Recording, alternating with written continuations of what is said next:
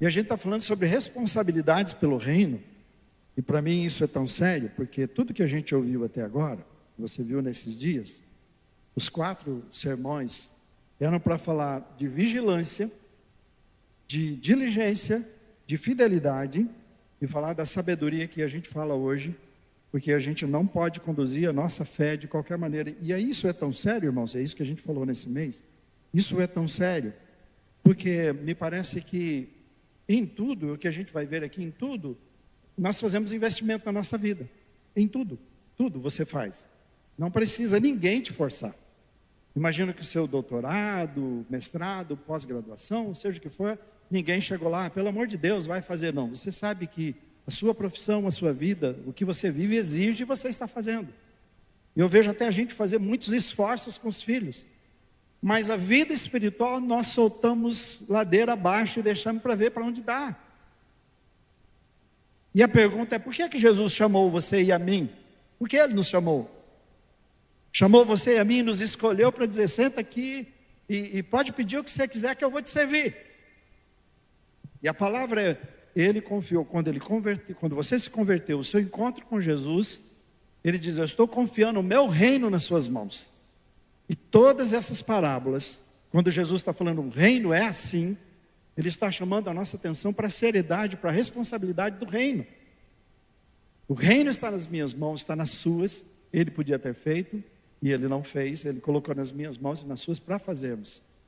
E hoje a gente está falando de estratégias do mundo e a distração dos crentes. E eu queria que você prestasse atenção, mas lesse também esse texto comigo, que é a palavra de Deus, que está em Lucas 16, de 1 a 13. Diz assim, Jesus disse aos seus discípulos, o administrador de um homem rico foi acusado de estar desperdiçando os seus bens. E ele não está falando dele, ele está falando para mim e você. Então ele o chamou e lhe perguntou, esse senhor, que é isto que eu estou ouvindo a seu respeito? Preste contas da sua administração, porque você não pode continuar sendo o administrador. E o administrador disse a si mesmo, meu senhor está me despedindo. Eita, ela está em caco, o que eu vou fazer? Então, para cavar eu não tenho força. E eu também tenho vergonha de mendigar. Então, já sei o que eu vou fazer, para que quando eu perder o meu emprego aqui, as pessoas me recebam nas suas casas. E ele chamou cada um dos devedores do seu senhor. Perguntou ao primeiro, quanto você deve ao meu senhor? 100 potes de azeite, respondeu ele. O administrador lhe disse, toma a sua conta, sente-se depressa e escreva 50. A seguir ele perguntou ao segundo, e você quanto deve? 100 tonéis de trigo, respondeu ele. E ele lhe disse, tome a sua conta e escreva 80. E o senhor elogiou o administrador, desonesto, porque agiu astutamente, pois os filhos deste mundo são mais astutos no trato entre si do que os filhos da luz. Por isso eu lhes digo, usem a riqueza deste mundo ímpio para ganhar amigos, de forma que quando ela acabar, estes os recebam nas moradas eternas. Quem é fiel no pouco, também é fiel no muito, e quem é desonesto no pouco, também é desonesto no muito. Assim, se vocês não forem dignos de confiança em lidar com as riquezas deste mundo ímpio, quem lhes confiará as verdadeiras riquezas? E se vocês não forem dignos de confiança em relação ao que é dos outros, quem lhes dará o que é de vocês? Nenhum servo, vamos falar juntos aqui? Nenhum servo pode servir a 2 senhores, pois odiará um, amará o outro, e se dedicará a um e desprezará ao outro. Vocês não podem servir a Deus e ao dinheiro. Então eu disse, a gente vive nesse mundo assim, que as pessoas estão correndo o tempo todo atrás de metas, de investimento, segurança, principalmente no momento que nós estamos nacional, né? Influências. Quem é uma pessoa que realmente vale a pena eu colar nessa pessoa, né? E aprender e ser melhor. Tudo é planejado, então passo a passo, calculam tudo, riscos. Estava falando com o pastor Cristiano por um período, eu estava numa empresa e ele está dizendo o processo que a empresa tem lá, desde a hora que a pessoa entra lá, um aprendiz, um iniciante, até o final e supervisão e tudo que acontece. Então, conversando sobre, a gente fala, esse processo é ótimo. Eu falei, pega essas coisas pega isso, a gente precisa muito na igreja dessas coisas. Mas eu vejo assim que, algumas vezes, eu penso que era muito bom o nosso pessoal, e eu quero aproveitar muito de vocês que estão envolvidos aí, porque lá fora são espertos demais, e estão o tempo todo reciclando, aprendendo, mudando, né? E Jesus percebeu isso, Jesus viu exatamente isso já naquela época. Então, curiosamente, ele reconhece para chamar a nossa atenção, e ele conta a história de um administrador infiel. Ele não está em nenhum momento querendo dizer que um administrador infiel é louvável, ele sabe do seu egoísmo, do que estava fazendo, mas Jesus está dizendo, ele soube pensar estrategicamente quando o tempo fechou para a vida dele. Ele falou, meu tempo é curto agora, eu vou ser demitido. E esse tempo curto, que estratégia eu vou criar aqui, o que eu vou fazer para que nesse tempo curto eu possa mudar, reverter essa situação, porque agora, imagina você ser demitido nesse momento, dependendo da altura da sua vida, e você dizer, eu vou fazer o quê? Não é assim? Não é fácil agora, já que eu construí tudo aqui, e eu de repente não tenho tempo para construir de novo. Essa era a ideia, falou, eu estou sem saída. Jesus faz uma afirmação que é desconcertante. Porque se ele dissesse no versículo, dizendo assim, olha, algumas vezes os filhos das trevas são mais prudentes do que os cristãos. Triste para mim, porque ele disse assim, os filhos deste mundo são mais prudentes. Eles têm muito mais astúcia, eles têm muito mais diligência, são muito mais hábeis em contornar essas situações, em perceber a urgência e lutar por essas coisas. Então essa frase para mim confronta a mim e você, porque o mundo se organiza, como eu disse, ele planeja, ele age com urgência. Muitos crentes, ao contrário disso, estão vivendo distraídos espiritualmente, estão desatentos, emocionalmente acomodados, sem visão clara do reino. E a minha palavra é para mim primeiro e para cada um de nós hoje, para a gente prestar atenção e perceber como nós estamos em tudo isso. Em outras palavras, Jesus está dizendo, que bom que você se converteu, mas o que você está fazendo com isso que eu dei para você na sua vida? Não te chamei para isso só. Então a fé, não basta somente a fé, eu tenho Jesus. Eu preciso viver com fidelidade, eu preciso viver com estratégia, eu preciso viver com discernimento de urgência.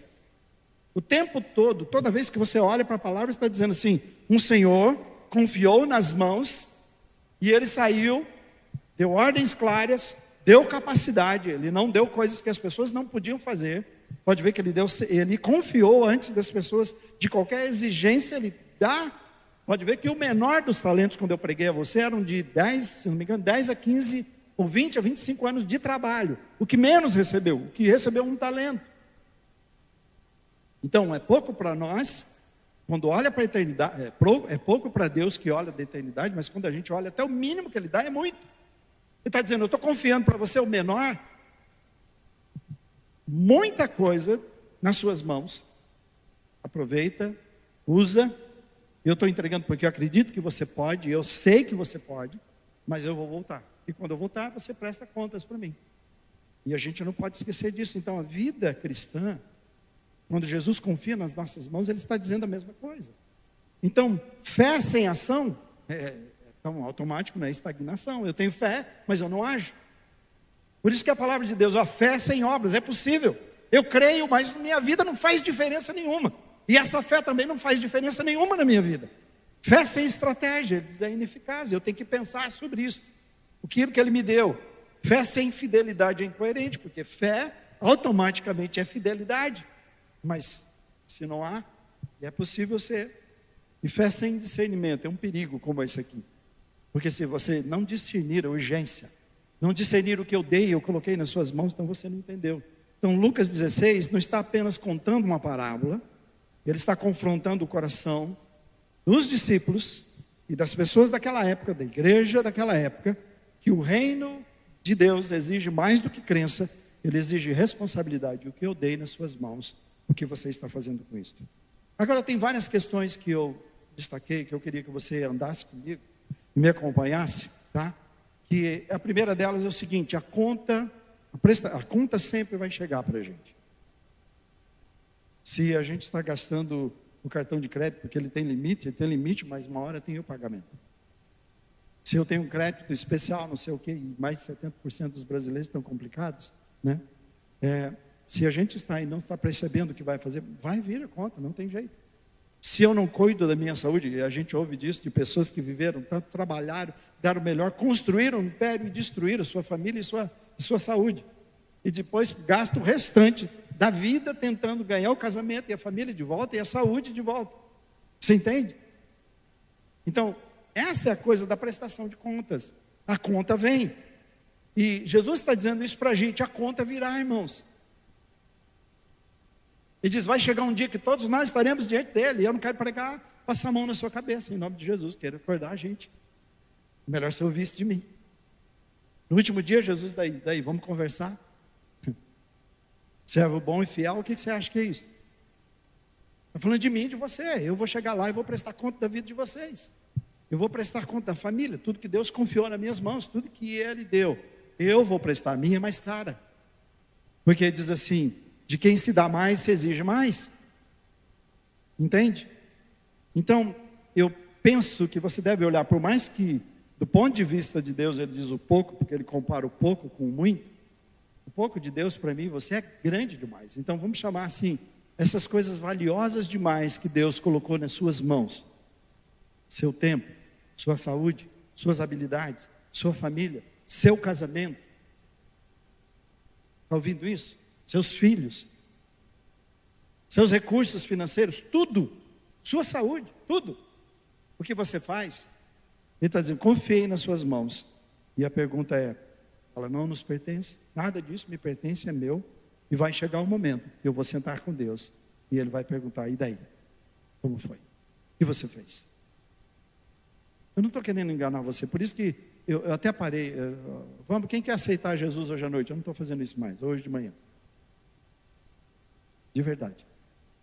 Eu estou convidando o seguinte, se você entendeu, se você ouviu a voz de Jesus, quiser conversar com a gente, nós estamos prontos aqui, vamos falar com você. A gente quer chamar você para ter uma caminhada com Jesus. Porque eu acho que tem pessoas que estão confundindo, vem à igreja, levantou a mão, nós fizemos oração, recebeu Jesus, vai para casa. E muitos não aparecem. E a pergunta é o seguinte, você quer começar uma caminhada com Jesus? Porque Jesus não chamou para aceitar Jesus. O convite deles, alguém quer me seguir? Então nós estamos começando uma caminhada, parabéns aos que estão fazendo o Conhecendo Jesus, que é as nossas verdades essenciais, com o João, geralmente com ele, mas nós temos de 4 a 5 pessoas, vamos ter mais, todas as vezes que alguém fala, eu quero começar uma caminhada, eu quero entender o que Jesus tem para mim.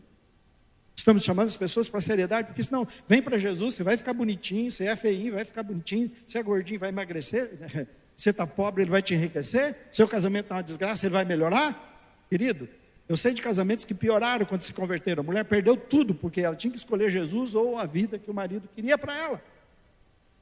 Será que dá para entender, irmãos, que a gente não está brincando de burquinha na vida espiritual?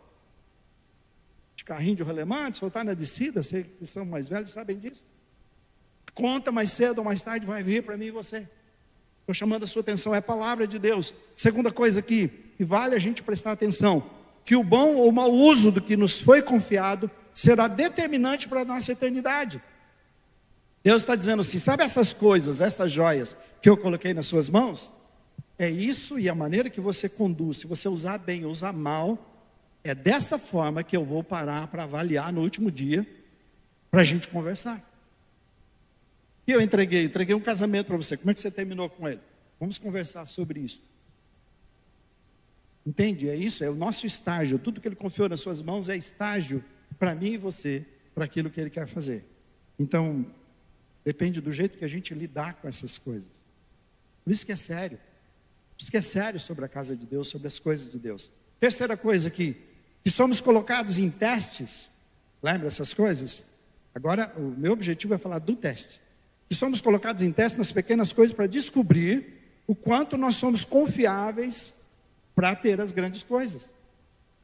Ele falou, vou te dar uma coisa pequena, do ponto de vista de Deus, e para ver se você é confiável em coisas maiores. Se você for confiável, se você fizer bem isso, eu vou te dar mais coisas. Então a pergunta é, quais são as pequenas coisas? Na verdade, irmãos, tem sido a minha oração, Senhor, tem pequenas coisas que o Senhor confiou nas minhas mãos que eu não estou prestando atenção aqui? Isso é minha. Tem pequenas coisas que eu estou deixando de ser fiel e o Senhor realmente não vai dar aquela outra coisa, porque eu não estou fazendo bem. Então, eu estou revendo tudo, o tempo todo, perguntando: Senhor, deixa-me olhar, me ajuda. Então está dizendo assim, a nossa atitude, nosso comportamento, em relação às pequenas coisas, é que vão determinar quem é fiel no pouco. E todos eles têm os versículos na frente que eu vou pedir que você olhe. Eu disse sempre, você anota, você está prestando nota, atenção no que está dizendo. Essa é a palavra de Deus, não é minha palavra. Se não, vai lá, volta no vídeo depois, em casa, porque está gravado. Vai lá, volta, pega essas anotações, compara. Eu penso que você leu esse texto, nunca achou essas coisas. Mas isso, se eu me aprofundar, eu queria, Senhor, eu quero entender esse texto. Senhor, eu quero entender a sua vontade. Eu quero entender o que o Senhor está dizendo. Eu quero poder dizer para as pessoas. Mas, irmãos, isso não é para mim, isso é para todos nós. Isso é para você. Para você e para a palavra de Deus. Então, se Ele te deu a conversão, se Ele amou você, olhou você e te chamou, então Ele confiou em você. Então está dizendo assim, você me busca, você me ama, você me quer mais. Eu sou sua prioridade. Quarto lugar, o mundo corre e a luz não pode parar, porque essa é a ideia. Jesus estava falando exatamente isso. Se o mundo está numa velocidade, eles são mais prudentes, por que vocês estão relaxados? Se o cara entendeu a urgência, ou eu faço ou eu estou perdido, ele falou, por que você acha que a sua vida está legal? E você falou, Senhor, muda isso.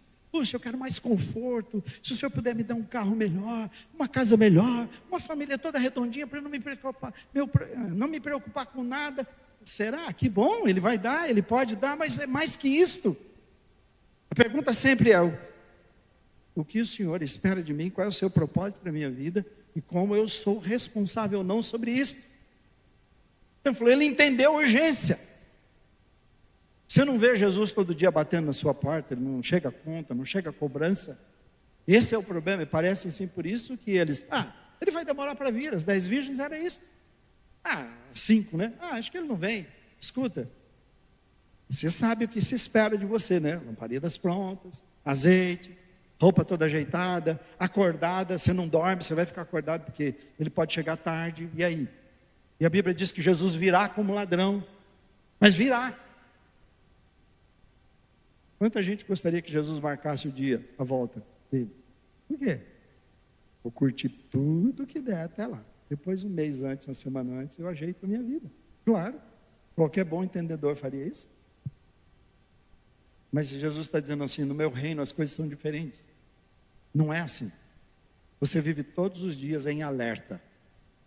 Então, se o mundo está correndo, por isso que a música no início, eu sou mais rápido ainda. Amém, irmãos? Você ouviu isso? Se o mundo é veloz, eu preciso ainda ser mais rápido que o mundo.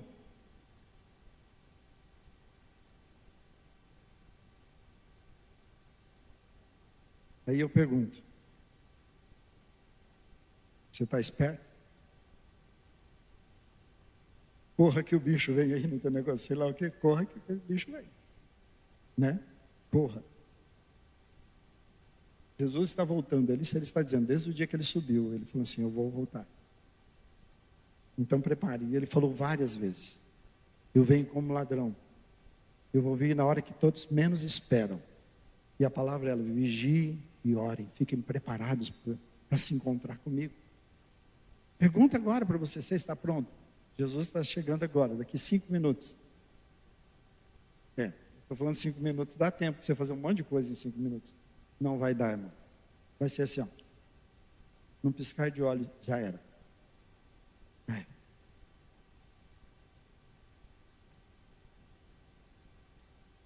Próximo. Os recursos daqui são para conquistar os de lá. Lembra um teste? Ele confiou, e ele fala, isso está no versículo 9, você pode conferir depois. E ele está dizendo, eu confio essas coisas, e você como faz com essas coisas, então você terá as coisas eternas. Os recursos que você tem nas mãos. O problema, muitas pessoas confundirem. O casamento é meu, a esposa é minha, o marido é meu, os filhos são meus. O dinheiro é meu, a habilidade é minha, o negócio é meu, a igreja é minha. Tem muito disso hoje, né? É o que as pessoas estão fazendo. E Jesus está dizendo, não, tudo é meu. E aí o que eu faço com isso aqui, tudo que ele me deu, eu tenho que sempre fazer a pergunta: qual é o propósito? Ou o que eu vou fazer? Então, isso aqui, o propósito é honrar a Deus, mas o que eu vou fazer com isso aqui, está atendendo o propósito? Está atendendo aquilo que Deus quer para a minha vida? Então, vamos voltar de novo, o jeito que eu estou tratando o meu tempo, honra a Deus? O jeito que eu estou tratando a minha esposa, meus filhos, meu marido, honra a Deus? Os meus pais, os profissionais, no negócio, do jeito que eu ajo, honra a Deus? Tudo que Ele me deu, eu estou fazendo de tal forma que sabendo que eu estou, por exemplo, quantos estão fazendo de tudo com seus filhos? E eu lamento. Os filhos fazem de tudo na vida, menos ter tempo com Deus, na oração, na palavra, na igreja. Todas as outras coisas são prioridades. Eu posso apresentar um número de vocês. Vamos para um jogador de futebol, que ganha mais do que qualquer pessoa no mundo.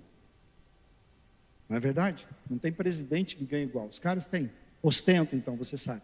Você já mandou fazer uma pesquisa para ver quantos terminaram mal a sua carreira? Você sabe quantos realmente usufruíram daquilo? Você vai descobrir que a grande maioria terminou a vida mal, porque não soube, terminou a míngua. Porque não é a questão do dinheiro, não é a questão da fama, não é poder. É exatamente se eu tenho uma vida sólida, pronta para construir essas coisas sobre a minha vida. É igual a pessoa, eu conheço uma pessoa assim. Eu conheço. Eu encontrei essa pessoa bêbada, caída. Ganhou na loteria muito dinheiro, mas muito dinheiro. O Micael estava comigo. E o amigo falou: disfarçando aqui, você sabe quem está aí deitado, caído agora? A gente estava pescando. Fulano de tal que ganhou na loteria, ganhou sozinho, mas muito dinheiro. E terminou desse jeito, caído. Por quê? Não foi preparado. Ele no dia a dia não tinha estrutura para aquilo. Então ele achou: agora o mundo é meu. Primeira coisa que foi acabar com o seu casamento, arrumar outras mulheres, claro. Um monte de gente, amigo. O que surgiu de parente amado, querido, né? Família boa, agora amigos que chegaram que adoravam ele. Então ele foi acabando o seu dinheiro assim. Qualquer semelhança com o filho pródigo é mera coincidência. Ele gastou tudo, acabou tudo. Sabe, esse é um alerta para a gente aqui, irmão, sabe? Só da família. Só a pergunta nesse momento: põe em peso o que você faz e gasta, investe nos seus filhos, no seu casamento, na sua empresa, no seu emprego, na sua vida pessoal, com coisas relacionadas a esse mundo, e o que você faz de espiritualidade com eles. E você vai levar um susto, você vai ver assim que Deus não está nem em segundo plano. Deus está em qualquer plano, menos em algum plano da sua vida. Presta atenção. Eu sei que há exceções, e sei que há, e aleluia pelas exceções, mas eu preciso também dizer: a grande maioria não entendeu o que significa seguir a Jesus. E ele está dizendo: eu dei isso aqui, já que você não cuida bem, eu não posso te dar. Na verdade, o texto lá dos talentos, eu vou tirar da sua mão. Por isso que muitas vezes família, casamento, dinheiro sai da mão, habilidades, emprego, posição sai da mão daquela pessoa e é passado para um outro que faça melhor. E a gente não quer ver o reino desse jeito. Jesus é bonzinho, ele já veio aqui, sofreu tanto, acha? E o paizinho não tem um lugar para mim lá em cima? Tem dois, um lá em cima e um embaixo. E você decide para qual você quer ir. Ele fala: só tem o seguinte, você quer ir lá em cima, no lugar que eu tenho? Anda com Jesus, obedeça a Jesus, siga Jesus e faça o que ele disser para você. Se você escolheu outro caminho, eu não mandei você para lá, você foi com as suas pernas, eu disse: não vá. Faz sentido, irmãos? Vocês estão aí? Alguém está querendo sair correndo? Eu estou. Próximo, sexto. Sábio é aquele que aprendeu a discernir entre falsas e verdadeiras riquezas. Isso está no versículo 11. E isso para mim aqui é sério. Para mim é como se Deus estivesse dizendo assim: olha, eu vou confiar a você, comparado com a eternidade, algumas bijuterias. Então, desculpe eu falar, o seu casamento é uma bijuteria comparado com a eternidade, tá bem?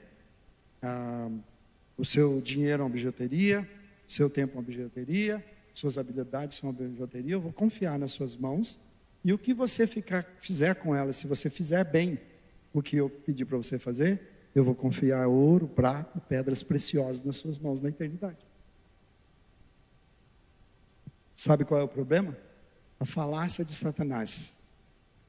Você começa a olhar a bijuteria vai crescendo, crescendo, ela vira ouro, vira pedra preciosa, vira a coisa mais importante, você fica embebido disso e esquece que é bijuteria.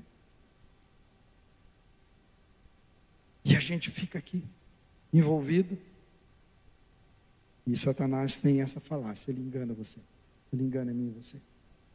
E a sabedoria, ser sábio, é discernir, é lembrar o tempo todo, primeiro, não é meu, vou prestar contas disso. Segundo, isso aqui é passageiro. Isso aqui é passageiro. A melhor definição para mim de eternidade foi o seguinte: você está no oceano e você pega uma mão de água e levanta, e isso aqui é a sua vida. Oceano é a eternidade. E Deus está falando, isso é bijuteria. Isso é um tempo. Isso é rápido. Isso é passageiro. É um sopro. E ele diz assim, o problema é que Satanás vai dizer assim, finca seus pés aqui, fica aqui. Aqui é bom. Isso é legal. Não lê não. Não ora não. Tem umas coisas mais gostosas para você fazer. Não contribui não, investe em você. Para quê? Olha, não se preocupe com seus filhos não, deixa assistir o que quiserem. Eles dão muito trabalho, educar filho é difícil. Joga um celular na mão, joga uma tela, deixa eles se virarem lá, porque assim não trabalham, dá um cala-boca neles. Deus tem misericórdia, gente. Você pode dar uma telinha ou outra, tudo bem, o mundo é outro, não é o mesmo do meu. Então não vou exigir isso.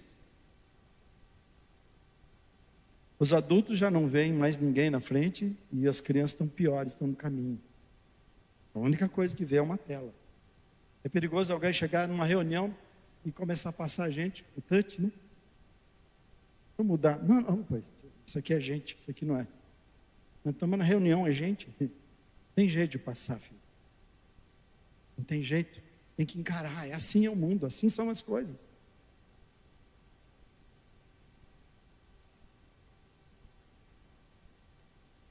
O próximo.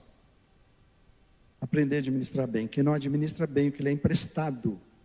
Eu fui querer entender isso aqui um pouco mais. Por que ele está falando isso? Coisas dos outros e coisas dele. Porque ele falou, se você não administrar bem o que foi emprestado, como é que você vai receber o que é seu? Eu lembrei da família da minha mulher, que são de fazendeiros. Inclusive até o nome do lugar que ele está se chama herança. Ele chega para um dos filhos dele, eu não sei se é o mais velho, e diz o seguinte: eu vou dar na sua mão um pedaço de terra. Sabe aquela coisa que os pais dão herança e depois os pais passaram a vida toda construindo e os filhos em pouco tempo, porque só o pai administrou, nunca ninguém administrou, é quando os filhos perdem tudo? A maioria é assim, é igual a coisa da loteria. Ganhou na loteria, não estava preparado, só viu o pai que administrou, nunca ensinou. Esse pai foi diferente. E eu conheço de quem estou falando, é da família. E eu já citei isso, mas eu não tem exemplo mais forte do que esse. E ele diz assim, eu estou te dando uma terra, não era passando para o nome não, dele. Eu estou te passando, arrendando esse lugar para você, vou dar máquinas, semente, dinheiro, para você fazer a plantação que você tem que fazer. E vamos ver o que você faz. Gente, é o melhor teste que você pode fazer. E é isso que a gente fazia, mesada para os filhos, desde pequenininho. Até ontem, foi demais, né? Uma netinha minha estava querendo tirar todos os dentes, porque ela achou que essa era a melhor maneira dela arrumar o dinheiro para pagar o que ela tinha que pagar, porque ela ganha dinheiro quando o dente cai. Então ela arrumou uma solução. Se eu perder todos os meus dentes, essa é esperta, essa é boa. Você vai ver onde vai dar isso, né? Ela falou, cada vez que cai um, aparece alguém aqui, meu vovô, e ganha o dinheiro, então se eu tiro todos, o dinheiro vem todo o dinheiro, arrumei um jeito. Essa é esperta. Então, a gente precisa pensar, como é que faz? E ele vai ensinar a administrar bem. Pega isso, e esse filho, então, depois ele tem um lugar que agora se chama herança, imagino que foi disso. Ele administrou bem, ele conseguiu bem, então o pai falou, está ótimo. Entende a diferença? E Jesus está falando isso para a gente, assim, ó, eu estou agora emprestando para vocês isso aqui, confiando nas mãos de vocês, Seu tempo, sua família, seu casamento, seus negócios, eu estou falando de novo, suas habilidades, os recursos, para você administrar. Você tem 70, sei lá, né? Pode ser, né? A gente tem irmãos aqui com 90, nós temos o pastor, o homem da eternidade, o pastor Arne, 100 anos, né? Que eu falei que a gente esqueceu que ele ia morrer, né? Porque 100 anos né? Que faleceu. Então, pessoas vão viver, mas seguindo a Bíblia, que 70 anos. Então, ele diz assim, o que você vai fazer com esses 70 anos? Irmãos, em nome de Jesus, vamos acordar? Vamos. Ele diz assim, 70 anos, eu te emprestei isso, mas eu tenho reservado, é tudo seu. Amém, irmãos? Ele diz, é tudo seu na eternidade. Então não entenda mal, não tenta pegar para você agora, porque cada coisa que se reter, quem tenta ganhar a vida, diz, perde. Quem abre mão da vida, ganha. Então está chamando a minha atenção e a sua, faça bem. Vamos sentar agora, vamos ver como é que você... Nossa, eu gostei. Gostei como você administrou. Vamos pensar nos recursos. Você tinha recursos para tudo isso, mas o de Deus estava aqui, e eu não estou falando de dízimo. Você tinha um planejamento para a obra de Deus, que você acredita, para o reino de Deus, você faz mais que isso. Dízimo é para quem é fraco. Porque a viúva dá o exemplo que tudo é do Senhor. Não estou dizendo para você ir vender tudo e dar suas coisas, nada disso. É que o nosso coração precisa ser um coração diferente. Nós somos um coração apegado. A gente faz parcela, a gente empresta, a gente faz um monte de coisa para tudo. Na hora que chega para o reino de Deus, eu vou pensar. Aí a gente fica inteligente, fica sábio. Burro em tudo quase, no que faz em tempo de negócio. Mas quando vai para as coisas de Deus, agora fica inteligente. Que inteligência é essa? É coisa para a gente acordar. Então, está nas suas mãos. Eu digo, eu sou o primeiro, irmãos. Eu estou perguntando, pastor, Senhor, eu sou o pastor? Como o Senhor deseja? Eu estou falhando num monte de coisa com o Senhor, estou administrando mal. Me ensina, me corrige, fala para mim. E não é uma pergunta qualquer, porque ela é dolorida. Porque eu preciso fazê-la, porque eu vou dar conta, ele vai fazer isso pessoalmente depois. Então esse rapaz vai lá e fez um bom plantio, ok, então você é de confiança. Então agora você pega tudo isso que ganhou, em vez de você dar para mim, você usa esse dinheiro agora e faz o preparo da próxima plantação. Vamos ver se você vai crescendo. O que você vai fazer com essa colheita? Vamos ver se você vai melhor. Então, você colheu agora, em vez de você devolver, esse é o seu primeiro lucro. Agora, em vez de você me devolver ou eu te dar dinheiro de novo, agora pega isso que você colheu e faz mais com isso. Esse é o chamado de Deus. Por último, aqui nesse ponto, nessa questão de as coisas mais importantes que a gente precisa pensar. Por último se engana aquele que acha que pode servir a dois senhores. Sério, eu preciso dizer para você que quando eu olhei esse texto, eu falei, por que Jesus colocou isso aqui no final disso? O que ele quis dizer com isso? O que ele está falando? Eu falei, parece que ficou desconexo, ele está falando desse cara e tal, depois fala assim, se engana aquele que pode servir a dois senhores. De primeiro momento eu não tinha entendido. Mas deixa eu colocar da seguinte forma, são 8. As 7 que vieram antes que eu disse, são frutos visíveis. São aquelas coisas que eu e você podemos fazer, que demonstra como está o invisível. Todas essas coisas é uma demonstração de como está o nosso coração. Tudo que nós fazemos todos os dias demonstra com quem nós estamos comprometidos. Tudo que nós fazemos, o jeito que tratamos, ou de novo, a família, o casamento, os filhos, os negócios, o tempo, a saúde, a espiritualidade, diz quem está no centro do nosso coração. Quem é que ocupa? Quem tem o primeiro lugar? É fácil. Olha o que você faz todos os dias e você vai saber quem está no primeiro lugar no seu coração. Se é Mamon, se é o mundo, se é você mesmo, ou se é Deus. Você passa por essa pergunta? Você consegue respondê-la? Olha, faz uma listinha rápida de o que você faz todos os dias, cada semana, mês a mês, cada ano, e faz a pergunta, onde está Deus aqui?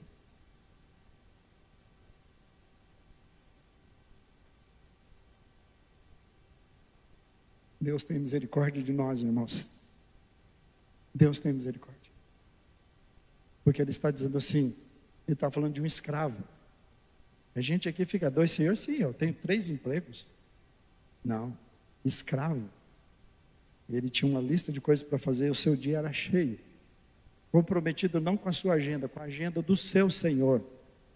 Então ele não tinha como trabalhar para ele e trabalhar para um segundo. Por isso que é sempre assim, você faz uma escolha. E ele está dizendo, não tem jeito. Se você tentar ficar em cima do muro, foi uma das músicas que o Micael escreveu, você já fez a escolha. Não vou ficar aqui, nem de direita, uma hora eu estou na direita, outra hora, né? Aqui, e Jesus falou, não, quando você decidiu ficar em cima do muro, você já fez a sua escolha. Você já disse assim, Deus não tem primazia no meu coração.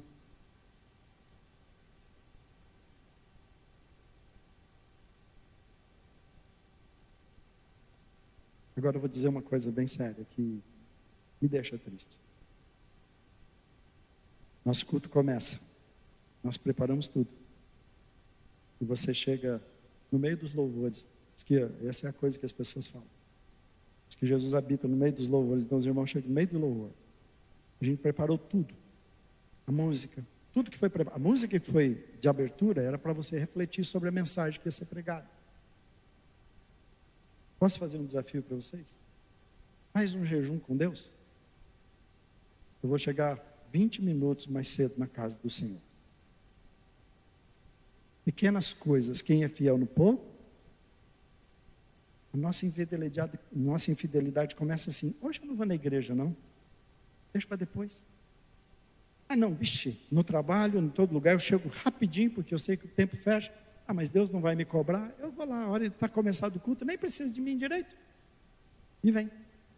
Tocar também, eu vou tocar aqui, recebi a música hoje, eu vou fazer, tudo bem, deixa para lá. Eu já toco mais ou menos, vou lá e sai. Quem está no centro do seu coração? Se é Deus, quero pedir, eu não vou ler não, também não vou orar agora, deixa para depois, pequenas coisas. Jesus está te chamando assim, a uma vida mais profunda que eu tenho para você. Eu não te chamei para isto.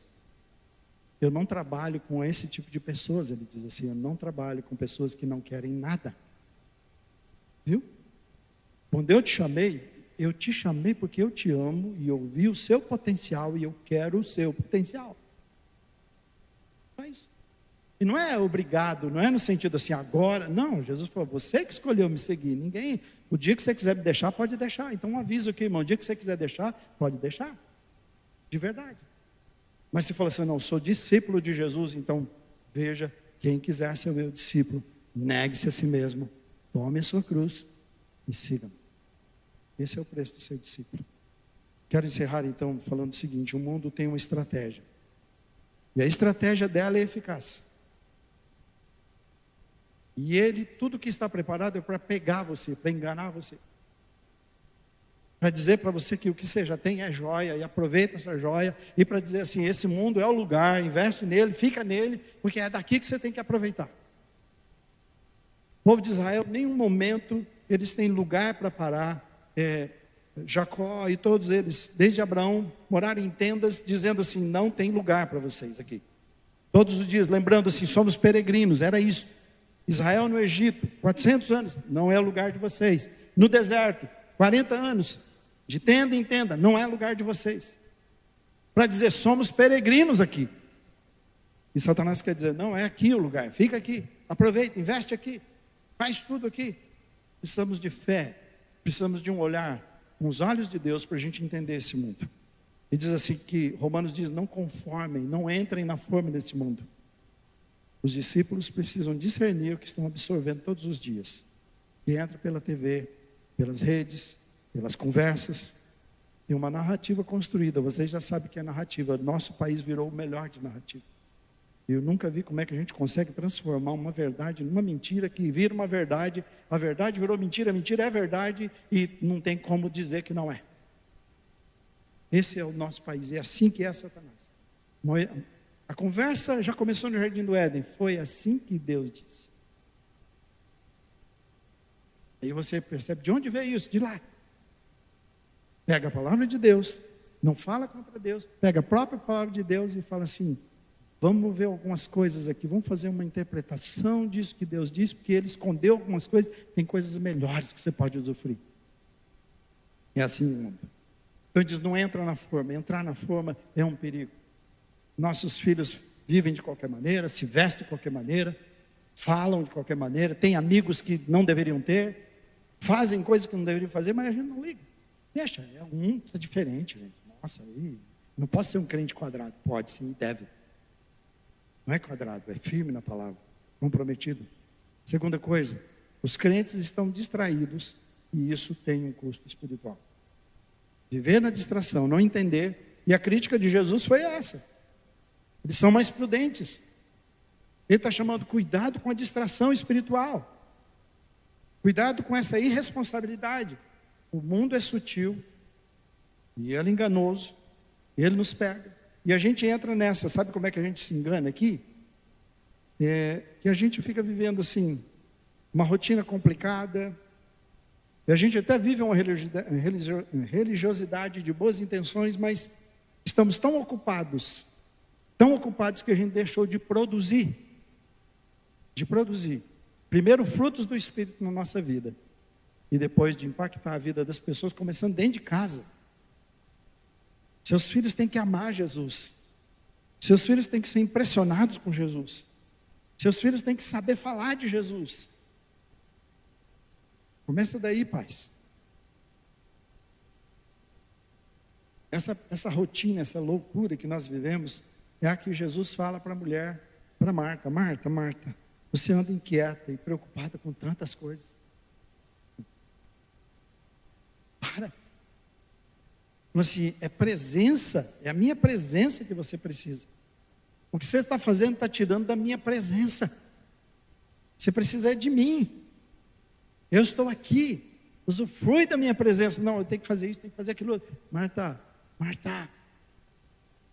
É Jesus falando para você e eu hoje. Ei, você está preocupado demais, está correndo demais, para.